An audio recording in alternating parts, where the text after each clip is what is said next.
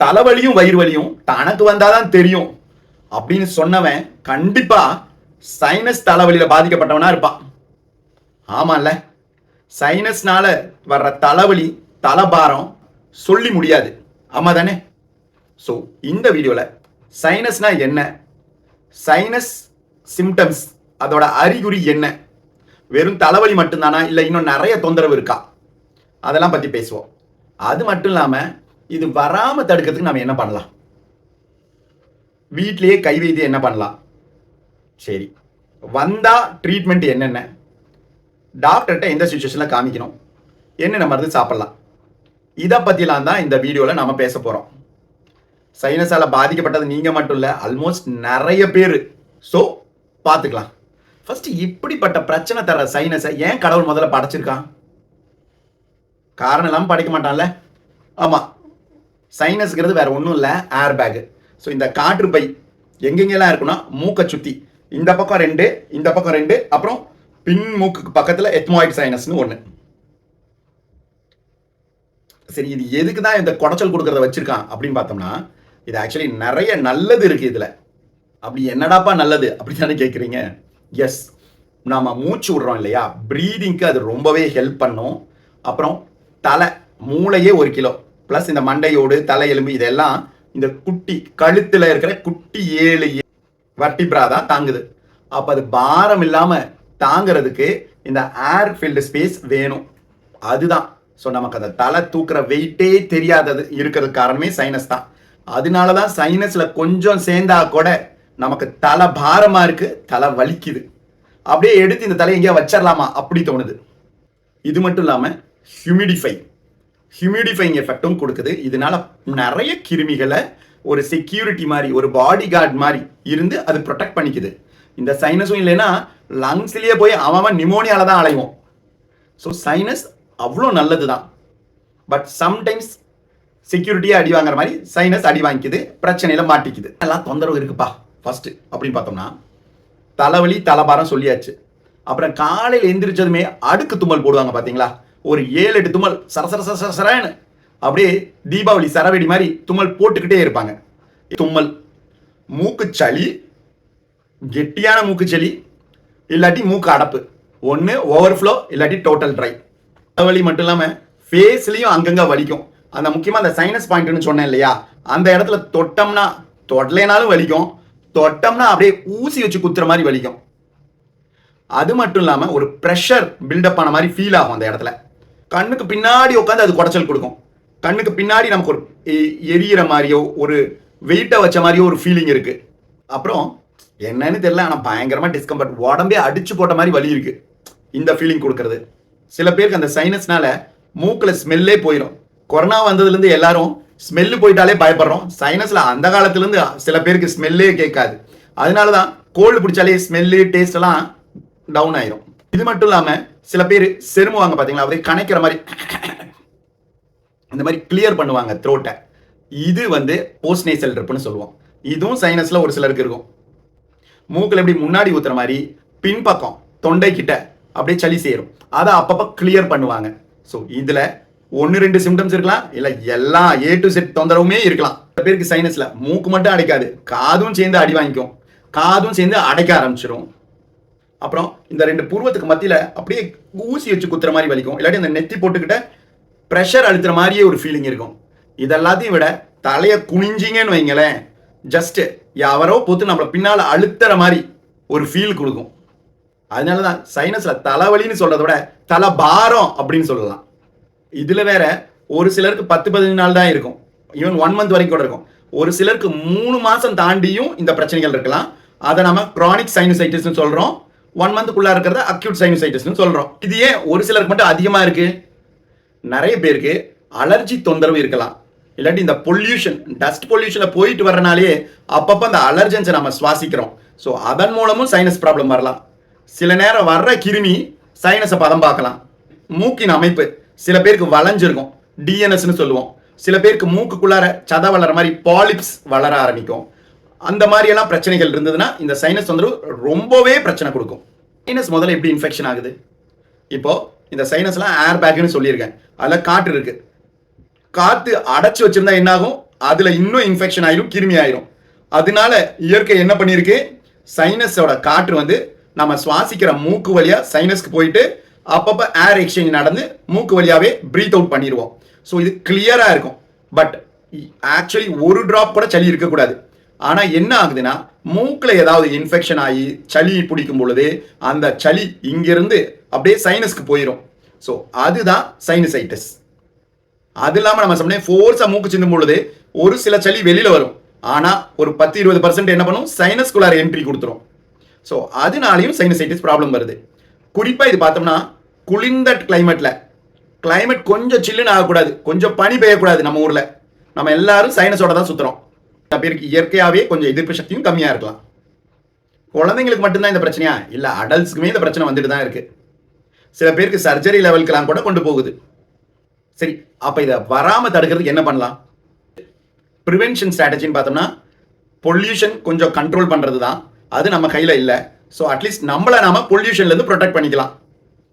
Moscow இல்ல ஹர்ச்சிஃபோ, முக்கியமா school போற சமயங்கள்ல குழந்தைங்களை முன்னாடி வச்சுட்டு தான் வண்டி ஓட்டுவோம். ஸோ அப்படி குழந்தைங்களை முன்னாடி வச்சு வண்டி ஓட்டும் பொழுது குழந்தைங்களுக்கு மாஸ்க் கொஞ்சம் போட்டுக்கிறது பெட்டர். ஏன்னா டஸ்டோட சேர்ந்து வாகன புகைகளும் இருக்கு இல்லையா, அதெல்லாம் சேர்ந்து இன்ஹேல் பண்ணுவாங்க. அதனால ஈஸியா சளி பிடிக்கும். ஸோ ஒரு மாஸ்கை போட்டுட்டு போறது கொஞ்சம் பெட்டர் பண்ணும். அதுக்கப்புறம் கொஞ்சம் ப்ரீதிங் எக்ஸசைசஸ், யோகா, பிராணயாமா இதெல்லாம் பண்ணா physical wellbeing, mental wellbeing plus sinus wellbeing எல்லாமே நடக்கும். சைனஸ் தொந்தரவு இருக்கவங்க முக்கியமா குளிர்ந்த பதார்த்தங்களை அவாய்ட் பண்ணுங்க. சாக்லேட், கிரீம் பிஸ்கெட், ஸ்வீட்டு, ஃப்ரிட்ஜில் வச்சு எடுத்து சாப்பிட்ற ஜூஸஸ்ஸு, பழங்கள் இதெல்லாம் அவாய்ட் பண்ணுங்க. நைட் டைமுக்கு ஈவினிங் டைம்லலாம் அதிகமான சுகர் சிரப்போ இந்த மாதிரி ஜூஸஸோ எடுத்துக்க வேண்டாம். சர்க்கரை அளவை கொஞ்சம் கண்ட்ரோலில் மெயின்டைன் பண்ணால் சைனஸ் பிரச்சனையும் கண்ட்ரோல் ஆகும். அப்புறம் நிறைய நீர்ச்சத்து, எல்லா நோய்களுக்கும் டீஹைட்ரேஷன் ஒரு முக்கிய கல்பிரிட்டாக இருக்கும். ஸோ டீஹைட்ரேட் ஆகாமல் நம்ம பார்த்துக்கணும். நிறைய தண்ணி, ஃப்ளூயிட்ஸ் குடிக்கணும். இது ப்ரிவென்ஷனுக்கு மட்டும் இல்லை, ட்ரீட்மெண்ட்டுக்கும் ஹெல்ப் ஆகும். ஏன்னு வைங்களேன், அந்த சளி திக்காச்சு உறைஞ்சதுனா தான் திக் சைனசைட்டிஸ் ஆகும். ப்ளஸ் ட்ரையர் உள்ளே போயிட்டு வரனால அந்த செக்ரிஷன்ஸ்லாம் திக்காயிக்கும். ஸோ நம்ம உடம்புல நீர்ச்சத்து நிறைய இருந்ததுன்னா அந்த திக் சளிங்கிறது கொஞ்சம் டைல்யூட் ஆகிக்கும். ஹைட்ரேட்டடாக இருக்கிற பொழுது அந்த சளி ஈஸியாக ட்ரெயின் அவுட் ஆகிரும். முடிஞ்சதுன்னா நம்ம வீடுகளில் ஹியூமிடிஃபையர் வாங்கி வச்சுக்கலாம். சரி, வந்தா வீட்டு சிகிச்சை என்ன, அதுதானே மெயின். ஃபர்ஸ்ட் முக்கியமானது என்னன்னா ஆவி பிடிக்கிறது. ஆவி பிடிக்கிறதும் கரெக்டான முறையில் கரெக்டான வழியில் பிடிக்கணும். சும்மா நானும் ஆவி பிடிச்சேங்கிற கடமைக்கு ஆவி பிடிக்காம இந்த ப்ராசஸ்ல பண்ணுங்க, நல்ல ரிலீஃப் கிடைக்கும். ஃபர்ஸ்ட் ஒரு 1-1.5 லிட்டர் தண்ணி அடுப்பில் நல்லா கொதிக்க வச்சிடணும். ரோலிங் பாயில்னு சொல்லுவாங்க இல்லையா, அந்த மாதிரி சும்மா வார்ம் வாட்டர்ல காத்தே வராதில் போய் ஆவி பிடிச்சா யூஸ் கிடையாது. ஸோ நல்ல ரோலிங் பாயில் வாட்டர், அதில் மருந்துன்னு வச்சுக்கிட்டிங்கன்னா இந்த கார்வால் ப்ளஸ் இல்லாட்டி நிறைய ஆவி பிடிக்கிற மாத்திரைகள் இருக்கு, அதை லேசாக ஓப்பன் பண்ணி ஸ்குவீஸ் பண்ணி விட்டு பிடிக்கலாம். இல்லை அதை விட பெஸ்ட்னு பார்த்தீங்கன்னா இயற்கை வழியில் 1 or 2 drops யூக்கலிப்டஸ் ஆயில் போடலாம், அந்த நீலகிரி தைலம்னு சொல்கிறோம்ல அது. இல்லாட்டி நொச்சி இலை சைனஸ்க்கு அருமருந்துன்னு சொல்லலாம். ஸோ நொச்சி இலையை பறித்து போட்டு அந்த அடுப்போட பாயில் பண்ணும்பொழுதே அந்த இலையும் போட்டு சேர்த்து பாயில் பண்ணிக்கலாம். இஃப் அட் ஆல் நீடட் கொஞ்சம் கற்பூரவள்ளி, துளசி, வெத்தலை, கொஞ்சம் மஞ்சள் இதெல்லாமும் ஆட் பண்ணிக்கிட்டா, இதெல்லாத்தையும் விட மிக முக்கியமான ஸ்டெப்பு எப்படி பிடிக்கிறோங்கிறது. என்ன பண்ணுவாங்க, நிறைய பேர் வாயில தான் காற்று எடுப்பாங்க. அப்படி பண்ணக்கூடாது. வாயில எடுக்கிற காற்று லங்ஸுக்கு தான் போகும். அது இன்ஃபேக்ட் கொஞ்சம் ப்ராப்ளம்ஸ் வேணா கிரியேட் பண்ணலாம். நம்ம மூக்கு வழியா சுவாசிக்கணும். ஏன்னா மூக்கு வழியா தான் சைனஸ்க்கு ட்ரெயின் ஆகுது, தலைபாரம் எல்லாமே போகும். ஸோ மூக்கு வழியா காற்றை உள்வாங்குங்க. Breathe in through your nose, breathe out through your mouth. So இதை கான்ஷியஸா பண்ணுங்க. மூச்சை உள்வாங்கும் பொழுது மூக்கு வழியாகவும் வெளியில விடும் பொழுது வாய் வழியாகவும் விடுங்க. இந்த மாதிரி ஒரு 3 to 4 minutes பண்ணா போதும். அதுக்குள்ள நான் வர்ற ஆவியும் நின்று போயிடும். இந்த கிரானிக் சைனஸ் ப்ராப்ளம் இருக்கவங்க இல்லை அடிக்கடி சளி பிடிக்கிறவங்கன்னா ரொட்டீனா கூட கடைபிடிக்கலாம். இதனால எந்த வித தப்பும் இல்லை. உங்க ஏர்பேக்ஸ் நல்லா வேலை செய்யும், ஸ்வெட் போர்ஸும் கிளாக் எல்லாம் இல்லாமல் கிளியர் ஆகும். ஸோ ஆவி பிடிக்கிறது தான் ஃபர்ஸ்ட் ஃபோர்மோஸ்ட் ரொம்ப ரொம்ப முக்கியமானது ஒன்று. சில பேர் என்ன பண்ணலாம்னா இந்த நார்மல் சலைன் ரின்சஸ் ஸ்ப்ரேஸ்னு கூட யூஸ் பண்ணலாம். மூக்கில் சில நேரம் அந்த செக்ரிஷன்ஸ் ரொம்ப திக்காயிக்கும். அப்போ அந்த நெட்டி பாட்னு ஒன்று சொல்லுவாங்க. அது என்னன்னா ஒன்றும் இல்லை, ஒரு மூக்கு துவாரத்து வழியாக ஒரு சின்ன பாட் மாதிரி இருக்கும், இல்லை ஒரு சின்ன வெசல் மாதிரி இருக்கும். அதில் நம்ம ப்ரெஸ் பண்ணோம்னா அதுலேருந்து தூய்மையான உப்பு தண்ணி ஒரு உள்ள போகும், ஒரு மூக்கு துவாரம் வழியா போய் இன்னொரு மூக்கு துவாரம் வழியா வரும். இதனால உள்ள இருக்கிற செக்ரீஷன்ஸ் கிளியர் ஆகும். சம்டைம் பாக்டீரியாவும் கொஞ்சம் எராடிகேட் ஆகிறதுக்கு ஹெல்ப் ஆகும். சுடுதனியாவே குடிங்க. அப்புறம் சைனஸ் வலி தொந்தரவு இருக்கும் பொழுது வார்ம் கம்ப்ரஸஸ் பண்ணலாம். ஒன்றும் இல்லை, ஒரு கட்சி 4 துண்டோ எடுத்து நல்ல சுடுதண்ணி நினச்சிட்டு பிழிஞ்சிட்டு அந்த இடத்துல ஒத்தடை மாதிரி கொடுங்க. இதனால என்ன ஆகும், கெட்டியாக இருக்கிற செக்ரீஷன்ஸு சைனஸ் சளி கொஞ்சம் டைல்யூட் ஆகும். ஸோ டைல்யூட் ஆகும்பொழுது என்ன ஆகும், அதால் ஈஸியாக ட்ரெயின் ஆகி மூக்கு வழியாக வெளியில் வந்துட முடியும். ஸோ வார்ம் கம்ப்ரஸ் ரொம்ப ரொம்ப இம்பார்ட்டன்ட். தேவைப்பட்டா ஒரு பேரஸ்டமால் இல்லை ஏதாவது ஒரு பெயின் கில்லர் வாங்கி கூட நம்ம போட்டுக்கலாம், மைல்டு பெயின் கில்லர். ஸோ அப்போ கொஞ்சம் அன்றாட வேலைகளை பண்ண முடியும். இல்லாட்டி டிஸ்கம்ஃபர்ட்டோடையே சுற்றிட்டு இருக்கிற மாதிரி இருக்கும். டீகன்ஜஷன்ஸ்னு ஒன்று இருக்குது. அதாவது என்னன்னா, இப்போ நமக்கு சளியெல்லாம் பிடிக்கும் போது மூக்கு அடைக்குதுல்ல, அது எதனால மூக்கு அடைக்குதுன்னா, இந்த சைடு ஆஃப் த நோஸ் இருக்குல்ல, லேட்டரல் வால் ஆஃப் த நோஸ்ன்னு சொல்லுவோம். இந்த இடத்துல நிறைய பிளட் வெசல்ஸ் இருக்கும். மேடு பள்ளமாக இருக்கும். அது யூஸ்வலாக அதில் பிளட் வெசல்ஸ் வந்து டர்பினேட்ஸ்னு சொல்லுவோம். அதுங்க கொஞ்சம் வீங்கிக்கும். பிளட் வெசல்னால அதுங்க கொஞ்சம் வீங்கின மாதிரி ஆகும். எப்படி ஒரு பருப்போ சுண்டலோ தண்ணியில் போட்டிங்கன்னா ஊறி பெருசாகுது இல்லையா, அந்த மாதிரி இந்த பிளட் வெசல்ஸ் சளி பிடிச்சா, கோல்டு பிடிச்சோம்னா, இல்லை அலர்ஜி ஏதாவது ஆச்சுன்னா வீங்கிக்கும். ஸோ வீங்கும் பொழுது காற்றோட பாதை தடைப்படுது. அதனால தான் நமக்கு மூக்கு அடைக்குது. இதை ஆவி பிடிச்சாலே நிறைய பேருக்கு கிளியர் ஆயிரும். அப்படி கிளியர் ஆகலைன்னா டீகன்ஜஷன் டேப்லெட்ஸ்னு விற்கும். சாதாரணமாக நம்ம கோல்டுக்கெல்லாம் வாங்கி சாப்பிட்ற மாத்திரை எல்லாமே அந்த வகையை சேர்ந்தது தான். ஸோ அதை எடுத்துக்கலாம். அப்போ உங்களுக்கு கொஞ்சம் ஏர் ஃப்ரீயாக உள்ளே போகிற மாதிரி இருக்கும். அட்லீஸ்ட் தொந்தரவுகள் கம்மியாகும். தேவைப்பட்டால் ஆன்டிபயோட்டிக் கூட சாப்பிட வேண்டியிருக்கும். எந்த மாதிரி சுச்சுவேஷனா, ஒரு 4-5 நாள் ஆயிடுச்சு, இருக்க இருக்க தொந்தரவு அதிகமாயிட்டே தான் போகுதே ஒழிய இம்ப்ரூவ்மெண்ட்டை காணோம் அப்படிங்கிற ஃபீல் இருந்தா 10 நாளைக்கு மேலே மைல்டா சிம்டம்ஸ் தொடர்ந்தா கூட டாக்டர்கிட்ட காமிச்சிருங்க.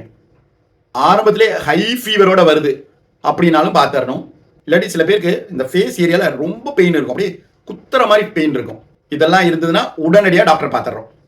சரி, சில பேருக்கு டாக்டர் வருஷம் ஃபுல்லாக நான் சளியோட தான் இருக்கேன், எனக்கு கீசன்லாம் கிடையாது, அதாவது அந்த மாதிரி இந்த chronic sinusitis, chronic allergy, persistent அலர்ஜிலாம் இருக்காங்களே, அவங்களுக்குலாம் சம்டைம்ஸ் என்ன பண்ணுவோம்னா நேசல் ஸ்ப்ரேஸ் கூட யூஸ் பண்ணிக்கலாம்.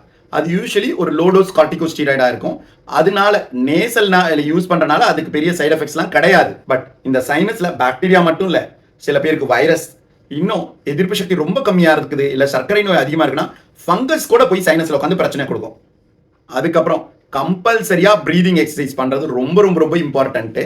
ஃபிசிக்கல் ஆக்டிவிட்டியும் ரொம்ப இம்பார்ட்டன்ட். ஒன்றுக்கு ஒன்று ரிலேட்டட் மாதிரி physical exercises, breathing exercises, yoga, இந்த மாதிரி நம்ம ஆக்டிவாக லைஃப் இருந்ததுன்னா பல நோய்கள் நமக்கு வராது. பல ஹெல்த் ரிலேட்டட் வீடியோஸ் நான் உங்ககிட்ட ஷேர் பண்ணுறேன். நம்ம சேனல் உங்களுக்கு பிடிச்சிருந்ததுன்னா கண்டிப்பாக லைக் பண்ணுங்கள், ஷேர் பண்ணுங்கள், சப்ஸ்கிரைப் பண்ணுங்கள். அதுதான் நம்மளை மோட்டிவேட் பண்ணி இன்னும் பல தகவல்களை உங்ககிட்ட பரிமாற முடியும். சரி, உங்களுக்கு தெரிஞ்ச கை வைத்தியம் எதா இருந்தாலும் சொல்லுங்க. சைனஸ்னால உங்களுக்கு ஏதாவது பாதிப்பா இருக்கா, இல்லை வேற ஏதாவது காம்ப்ளிகேஷன்ஸ் வந்திருக்கா, அதை பற்றி எல்லாமும் சொல்லுங்க. ஸோ தட் நெக்ஸ்ட் வீடியோவில் நம்ம அதை பற்றி டிஸ்கஸ் பண்ணலாம்.